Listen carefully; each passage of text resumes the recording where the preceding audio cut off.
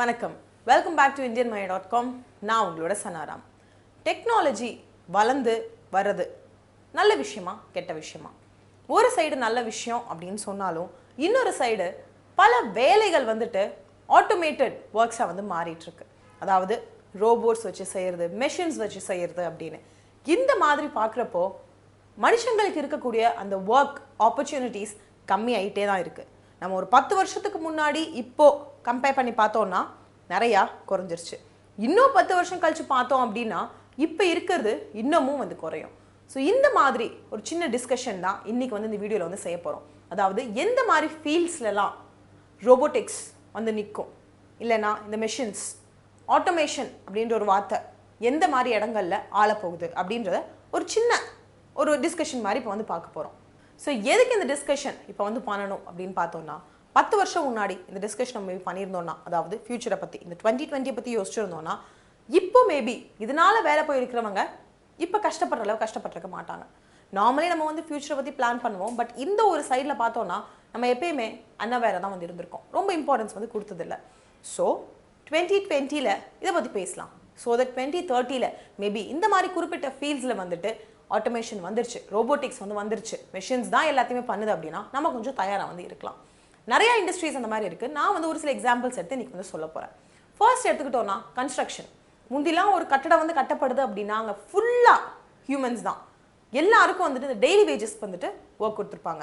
நான் ரொம்ப சின்ன வயசுல இருந்த பேர் ஞாபகம் இருக்கு. ஒரு அக்கா வந்துட்டு ஏதோ பேசிட்டு இருந்தப்போ சொன்னாங்க, ஒரு நாளைக்கு 100 ரூபா வந்து கொடுப்பாங்க. எங்கள் அம்மா ஏதோ பேசிட்டு இருந்தாங்க, நான் வந்து கீழே உட்காந்து கேட்டுட்டு இருந்த மாதிரி எனக்கு ஒரு ஞாபகம் வந்து இருக்கு. இப்போ அதெல்லாம் மாறி என்ன ஆயிடுச்சுன்னா, ஒரே ஒரு தடவை ஒரு மிஷினை வாங்கிடுறாங்க. ஃபார் எக்ஸாம்பிள் சொல்லணும்னா, கீழே இருந்த அந்த சிமெண்ட் எடுத்துட்டு மேலே போகிறது, கல் எடுத்துட்டு மேலே போகிறது, முந்திலாம் எல்லாருமே தலையில வச்சு தான் தூக்கிட்டு போவாங்க. அதுக்கு அவங்களுக்கு காசு கொடுக்கப்பட்டது.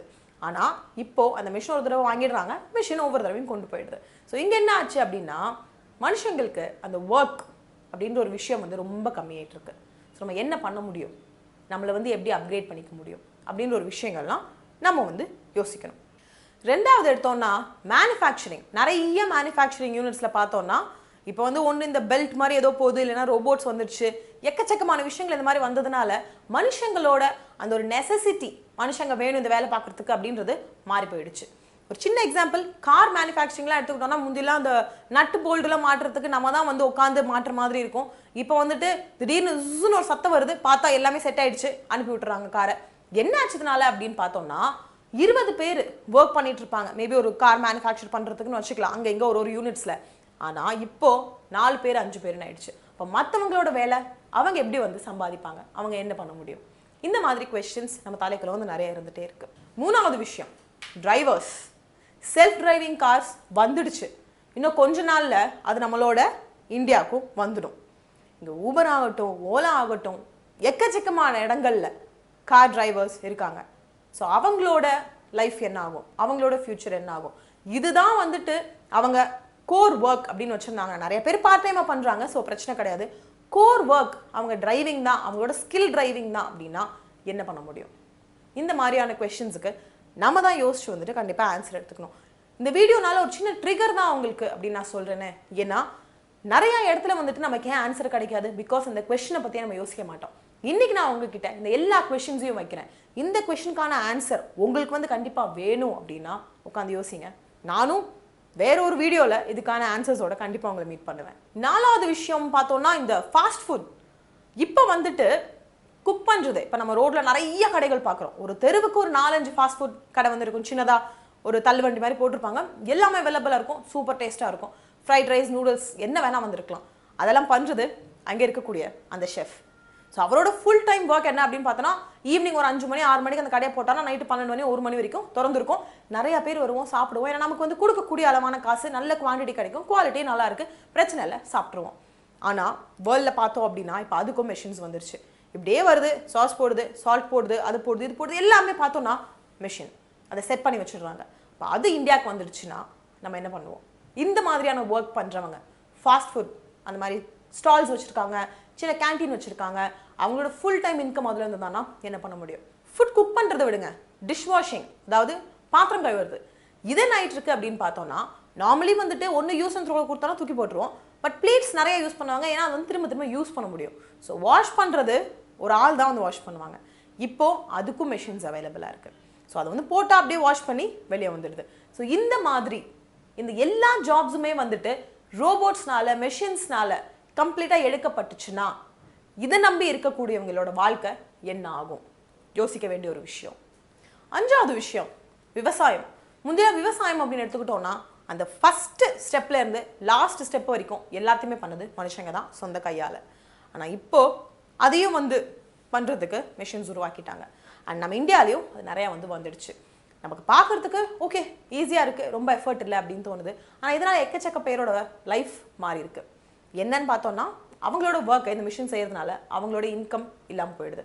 ஸோ என்ன பண்ண முடியும் இந்த மாதிரியான இடங்கள்ல அப்படின்றத கண்டிப்பாக நம்ம யோசிக்கணும். அக்கௌண்டிங். முந்திலாம் வந்துட்டு ஒரு கம்பெனியை நடத்தணும் அப்படின்னா 20லேருந்து 25 அக்கௌண்டன்ஸ் வந்து வேணும். இப்போ ஒரு சாஃப்ட்வேர், ஒரு டெக்னாலஜி, ஒரு 2 பேர் அதை பார்த்துக்கிறதுக்கு போதும், முடிஞ்சு போச்சு. கடகடன் தட்டுறாங்க, எல்லாத்தையும் சிஸ்டம்ல ஏற்றிக்கிறாங்க, எல்லாத்தோடதையும் இருக்கு, முடிஞ்சு போச்சு. ஏன்னா முந்தி எல்லாமே கையால் எழுதப்பட்டு கூட்டி எல்லாமே வந்து கரெக்டாக இருக்கான்னு பார்க்கறதுக்கு அத்தனை மனுஷங்க தேவைப்பட்டாங்க. இப்போ எத்தனை பேர் வந்துட்டு அக்கௌண்டன்சிலாம் படிச்சுட்டு வேலை இல்லாமல் இருக்காங்க? சரி, எக்கச்சக்கமான பேர் என்ன வேணா படிக்கட்டுமே, ஏன் வேலை இல்லாமல் இருக்காங்க அப்படின்னு பார்த்தோம்னா நம்மளோட அதாவது ஹியூமன்ஸோட நெசசிட்டி அந்த இடத்துல வந்து கம்மியாயிட்டே இருக்கு. அதில் ஒரு சில ஃபீல்ட்ஸ் தான் நான் வந்து இன்னைக்கு எடுத்து உங்களுக்கு சொல்லிட்டு இருக்கேன். ஸோ இந்த ஃபீல்டில் நீங்கள் எங்கேயாவது இருக்கீங்க அப்படின்னா 2020ல் மேபி நம்ம எல்லாருமே செக்யூர்டாக இருக்கலாம். நான் இங்கே உட்காந்து இப்போ பேசிட்டு இருக்கலாம், இதே ஒரு இடத்துல ஒரு ரோபோ உட்காந்து வேறு ஏதாவது சொல்லிட்டு இருக்கலாம், சொல்ல முடியாது. ஸோ நம்ம வந்துட்டு நம்ம ஃபியூச்சரை கரெக்டாக பிளான் பண்ணணும். ஸோ 2025 நான் என்ன பண்ண முடியும், 2030 நான் இருந்தேன்னா நான் என்ன பண்ண முடியும், 2040 மேபி நான் இருந்தேன்னா நான் என்ன பண்ண முடியும், அந்த மாதிரி நம்ம யோசிச்சாதான் நம்மளோட லைஃப்பை வந்துட்டு அத்தனை வருஷத்துக்கு கரெக்டாக கொண்டு போக முடியும். ஏன்னா நிறைய பேருக்கு நிறைய சேவிங்ஸ் இருக்கலாம், இன்வெஸ்ட்மெண்ட்ஸ் இருக்கலாம், தாத்தா பாட்டி சேர்த்து வச்சிருக்கலாம், பெரிய பங்களா இருக்கலாம், என்ன வேணா இருக்கலாம். ஒருவேளை அந்த அளவு நம்ம கிட்ட அசர்ட் இல்லை, நம்ம இப்போ வாங்குற இந்த 28,000 30,000 35,000 40,000 சம்பளம் நம்ம மாசத்துக்கு மட்டும்தான் அப்படின்னா அந்த டைம்ல நம்ம உயிரோடு இருந்தா வேலை இல்லைன்னா என்ன பண்ண முடியும்? இந்த கொஸ்டின் நம்ம மைண்ட்ல எப்பயுமே இருக்கணும். ஹோட்டல்ல வெயிட்டர்ஸா ஒர்க் பண்றவங்க, ஃபுட் சர்வ் பண்றவங்க வந்து இப்போ இந்தியாவில் பார்த்தோம்னாலே வந்துட்டு ரோபோட்ஸ் வந்தாச்சு. ஸோ இந்த மாதிரி கொண்டு போய் சர்வ் பண்ணுறதுக்காகட்டும், ஏன்னா அந்த குட்டி ட்ரெயின் மாதிரிலாம் வந்து இருக்கு, அதில் வந்துட்டு வச்சுடுறாங்க, அது அப்படியே பாஸ் ஆகி போயிட்டே இருக்கு, போய் ஒரு டேபிள் கிட்ட ஸ்டாப் ஆகுது, வேணுன்றதை எடுத்துக்கிறாங்க. ஸோ அவங்களுக்கு ஓனர்ஸ்க்கு பார்த்தோம்னா ஒரு ஒன் டைம் இன்வெஸ்ட்மெண்ட் தான், மாதம் சம்பளம் கொடுக்கணும் அப்படின்ற அவசியம் கிடையாது, ஆன் டைம் வரலைன்னா பிரச்சனை கிடையாது, லீவு போடாது, மெயின்டெனன்ஸ் தான், அது மேபி அவங்களுக்கு கம்மியாக இருக்கலாம் போல. இந்த மாதிரி பார்க்குறப்போ இப்போ எவ்வளோ ஹோட்டல், எவ்வளோ restaurants, one of the biggest industry. அப்போ அங்கே வெயிட்டர்ஸாக இருக்கிறவங்க என்ன பண்ணுவாங்க, என்ன பண்ண முடியும், அந்த மாதிரியான விஷயங்களை நம்ம வந்து பார்க்கணும். இது வந்து ஒரு பெரிய மேசிவ் இண்டஸ்ட்ரி அண்ட் இதில் எக்கச்சக்கமான பேர் வந்துட்டு ஒர்க் பண்ணுறாங்க. ஸோ இந்த ரோபோட்ஸ் அப்படின்லாம் எடுத்துக்கிட்டோம்னா லீவு, உடம்பு சரியில்லை, லேட் கம்மிங், இந்த மாதிரியான இஷ்யூஸ் எதுவுமே வந்து இருக்காது. ப்ரோக்ராம் பண்ணி வச்சுட்டா அது வாட்ட போய் பண்ணி கொடுக்கும். எல்லாத்துலேயுமே அதோட ப்ளஸ் அண்ட் மைனஸ் வந்து இருக்குது. அதே மாதிரி இதுக்கும் ப்ளஸ் அண்ட் மைனஸ் இருக்கும். பட் நம்ம வந்து ப்ளஸ்ஸை மட்டும் பார்க்கறதுனால ரோபோட்ஸை வந்து சூஸ் பண்ண ஆரம்பிக்கிறோம். இப்போ வந்து இது ஒரு கிரியேட்டிவ் இல்லைன்னா ஒரு கிரேசி, ஒரு எக்ஸைட்மெண்ட் அப்படின்னு வந்து சொல்லலாம். கொஞ்ச நாள் போக போக அதுவே வந்து இயல்பாயிடும். ஸோ எல்லா இடத்துலையும் சரி ஓகே எல்லா இடத்துல அதுதான் இருக்குது அப்படின்னு. மேபி அப்போது ஒரே ஒரு ரெஸ்டாரண்ட்டில் வந்துட்டு மனுஷங்களை வந்து வெயிட்டர்ஸாக வச்சுருந்தாங்க அப்படின்னா அங்கே போகலாம், ஏன்னா அங்கே வந்து ஹியூமன் கம்யூனிகேஷன் இருக்குது அப்படின்னு சொல்லுவாங்க. இப்போ கம்யூனிகேஷனும் வந்து இங்கே வந்துடுச்சு, நார்மலாக ஒரு கொஸ்டின் கேட்டால் ஆன்சர் வருது, ரொம்பவே மாறிக்கிட்டு இருக்கு. அப்படின்றதுனால நம்ம வந்துட்டு கரெக்டாக யோசிக்கணும். அதுக்கப்புறம் சொல்லணும் அப்படின்னு பார்த்தோம்னா இந்த டெலிவரி பாய்ஸ், அமேசான் அதுக்குள்ள வந்து ட்ரோன்ஸ் யூஸ் பண்ணிட்டாங்க, சக்ஸஸ்ஃபுல்லாகவும் ஆயிடுச்சு, அப்படியே மேலே வந்து கொடுத்துட்டு போகுது. அப்படின்றப்போ இப்போ இந்த டெலிவரி பாய்ஸை ஒர்க் பண்ணுறவங்க என்ன பண்ணுவாங்க, இது அவங்களோட கோர் ஜாபாக இருக்கிறவங்க என்ன பண்ணுவாங்க, இந்த மாதிரி கொஸ்டின்ஸ் வந்து கண்டிப்பாக நம்ம மனசில் தோண ஆரம்பிக்கணும். ஸோ இந்த மாதிரி பல ஃபீல்ட்ஸில் வந்துட்டு ஆட்டோமேஷன் வரும். வரக்கூடாதுன்னு நம்ம சொல்லவே முடியாது, வராதுன்னு சொல்ல முடியாது, இப்போவே வந்துருச்சு, கண்டிப்பாக வந்துட்டு தான் வந்திருக்கும். 2030 40 பார்த்தோன்னா மேபி நெக்ஸ்ட் லெவல் எக்ஸ்ட்ரீம்கே வந்து போக முடியும். ஏன்னா இந்த மாதிரி டெக்னாலஜியை வளர்த்துறதுக்காக ஒரு டீம் தனியாக வந்து படிச்சுட்டு இருக்காங்க, ஒர்க் பண்ணிட்டு இருக்காங்க. அண்ட் இது வளர்றதுனால நம்மளோட லைஃப் ரொம்பவே ஈஸி ஆகிட்டும் இருக்குது. பட் நம்ம எப்படி கோப் அப் பண்ண முடியும்? என்னோட சொல்யூஷன், என்ன டெக்னாலஜி வருதோ அதுக்கு தகுந்த மாதிரி நம்மளை வந்து நம்ம அப்கிரேட் பண்ணிக்கிறோம். இப்போ சின்ன எக்ஸாம்பிள் சொல்லணும்னா, நீங்கள் வந்து அக்கௌண்ட்ஸில் இருக்கீங்கன்னு வச்சுக்கோங்களேன், கையால் எழுதி அக்கௌண்ட்ஸ் செம்மையாக பண்ண முடியும்னா ஒரு சாஃப்ட்வேர் டெக்னாலஜி வருதுன்னா அதை படிங்க. படித்தோன்னா காம்பன்சேட் பண்ணிக்கலாமா? ஒரு கன்ஸ்ட்ரக்ஷனில் இருக்கீங்க, நீங்கள் வந்துட்டு அந்த மெஷின் ஆப்ரேட் பண்ண கற்றுக்கிட்டா அந்த இடத்துல உங்களுக்கு வேலை கிடைக்குமா? ஸோ இந்த மாதிரி சொல்யூஷன்ஸை நான் வேற ஒரு வீடியோலேருந்து திரும்ப செய்வேன். ஒரு கம்ப்ளீட் ரிசர்ச் பண்ணிவிட்டு என்னென்ன மாதிரி ஃபீல்ட்ஸ் இந்த மாதிரி ஆகிறதுக்கான சான்சஸ் இருக்குது, எதெல்லாம் வந்து ஆகிட்டு இருக்குது, அதுக்கு என்ன மாதிரியான அப்கிரேடேஷன் நமக்கு வந்து கொண்டு வந்துட்டோம்னா நம்ம லைஃப் வந்து பாதிக்காமல் இருக்கும். அண்ட் இன்னொரு விஷயம், பாசிவ் இன்கம்.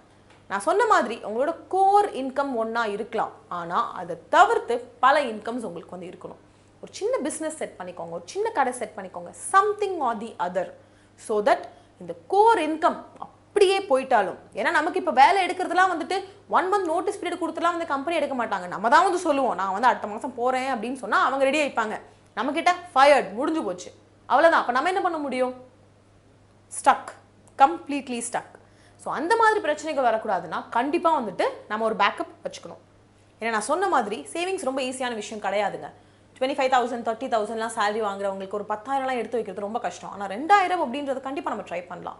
அந்த 2,000த்தை கொஞ்சம் கொஞ்சமாக நம்ம பெருசு பண்ணோம்னா கண்டிப்பாக கொஞ்சம் அமௌண்ட் நம்ம பின்னாடி வந்து இருக்கும். மேபி ஒரு மாதம் மேனேஜ் பண்ணுறதுக்கு நமக்கு காசு இருக்கும். ஸோ அதனால நாம் இந்த மாதிரியான விஷயங்களை வந்து சீரியஸாக எடுத்துக்கணும். ஒரு சொல்யூஷன், இந்த ஆட்டோமேஷன் நம்ம பீட் பண்ணணும் அப்படின்னா நம்ம ரெடி ஆகணும். பல ஃபீல்ட்ஸில் நம்மளை டெவலப் பண்ணிக்கணும். இப்போ எனக்கு வந்து பேசுகிறதுக்கு திறமை இருக்குது, ஓகே ஃபைன். இப்போ நான் வந்து உங்ககிட்ட யூடியூப் வழியாக பேசிகிட்டு இருக்கேன். நான் ஸ்டேஜில் போய் பேசலாம் இல்லையா, பப்ளிக் ஸ்பீக்கிங் பண்ணலாம் இல்லையா, ஒரு மோட்டிவேஷனல் ஸ்பீக்கர் ஆகலாம் இல்லையா. ஸோ இந்த மாதிரியான என்ன மாதிரி ஃபீல்ட்ஸ் இருக்குது? ஏன்னா எனக்கு பேச தெரியும். உங்களோட ஸ்கில் என்ன? நீங்கள் என்ன ஸ்கில்லில் நல்லா இருக்கீங்க? டிரைவிங்கா? சரி, உங்களோட செல்ஃப் கார் நீங்கள் வாங்கிட்டு ஓட்ட முடியுமா? ஓலா ஊபர் இல்லாமல் நீங்கள் எப்படி ஏர்ன் பண்ண முடியும்? புதுசாக என்ன ஐடியாஸ் கொண்டு வரலாம்? அந்த மாதிரி பல வகையில் நம்ம யோசிக்க ஆரம்பித்தோம் அப்படின்னா கண்டிப்பாக வந்துட்டு நம்மளோட லைஃப்பை செக்யூர்டாக வச்சுக்கலாம். ஏன்னா இப்போ நிறையா பேர் இந்த மாதிரி ஒரு இக்கட்டான நிலைமையில வந்து மாட்டியிருக்காங்க. நிறையா பேருக்கு வந்து ஒர்க் இல்லாமல் இருக்குது. ஸோ அதுதான் வந்து மெயின் ரீசன். நிறையா ஒன்று ஒர்க் அவைலபிலிட்டி இல்லை, இன்னொன்று ஒர்க் வேறு யாராலையோ எடுக்கப்பட்டிருக்கு, இல்லை வேறு எதாலையோ எடுக்கப்பட்டிருக்கு. ஸோ நாம் எப்படி நம்ம லைஃப்பை சேஃபாக வச்சுக்கணும் அப்படின்றத நம்ம தான் வந்து யோசிக்கணும். இந்த வீடியோ நான் பண்ணதுக்கு ஒரு மெயின் ரீசன் என்ன அப்படின்னா 2020ல் நம்மளோட லைஃப் சேஃபாக இருக்குது, 2030ல் சேஃபாக இருக்குமா, 2040ல் சேஃபாக இருக்குமா, நம்ம எந்த ஃபீல்டில் இப்போ ஒர்க் பண்ணிட்டு இருக்கோம், இந்த ஃபீல்டில் ஆட்டோமேஷன் வரதுக்கான சான்சஸ் இருக்கா, நம்ம இப்போ நிற்கிற இடத்துல ஒரு ரோபோட் வந்து நின்று வேலையை பார்க்குமா, அப்போ நம்ம என்ன பண்ணிட்டு இருப்போம்? இந்த மாதிரியான கொஸ்டின்ஸ் கண்டிப்பாக நம்ம தலையில் வந்து வரணும். வந்தால் தான் அதுக்கான ஆன்சரை நம்ம தேட ஆரம்பிப்போம். நானும் என்னோட ரிசர்ச்சை முடிச்சுட்டு இதுக்கான ஆன்சர் சொல்யூஷன்ஸோட உங்களை மீட் பண்ணுறேன். நீங்களும் வந்துட்டு சொல்யூஷன் இருக்குது, நான் இதை யோசிச்சு வச்சேன், இது எப்படி இருக்கும் அப்படின்னா கண்டிப்பாக கமெண்ட் செக்ஷனில் மென்ஷன் பண்ணுங்கள். அண்ட் இந்த கொஸ்டின்ஸ் எல்லாரும் மைண்ட்லேயும் வரணும்னு நினச்சிங்கன்னா அப்படியே இந்த வீடியோ ஷேர் பண்ணுங்கள். ஸோ நான் இந்த வீடியோ இதோட முடிச்சிட்டேன். உங்களுக்கு ஃபினான்ஸ் ரிலேட்டடாக queries இருந்துச்சு அப்படின்னா 02261816111 அப்படின்னு நம்பருக்கு ஒரு சின்ன மிஸ்ட் கால் கொடுங்க. எங்களோட மை டாக்டர்ஸ் உங்களுக்கு திரும்ப கால் பண்ணுவாங்க. என்ன queries இருக்குன்னு அவங்க கிட்ட சொல்லுங்கள், கண்டிப்பாக ஹெல்ப் பண்ணுவாங்க. ஸோ என்னோட வீடியோ இதோட முடிஞ்சிருச்சு. 2020 ஆகட்டும், அது 30 ஆகட்டும், 40 50 60 எவ்வளோ வருஷம் நம்ம வாழ்ந்தாலும் சரி, நம்மளோட லைஃப் நம்ம சொந்த காலில் தான் இருக்கணும். அதனால கரெக்டாக பிளான் பண்ணுவோம். ஸோ நீங்கள் உங்களை நல்லா பார்த்துக்கோங்க. நான் இதோட கிளம்புறேன். நன்றி, வணக்கம்.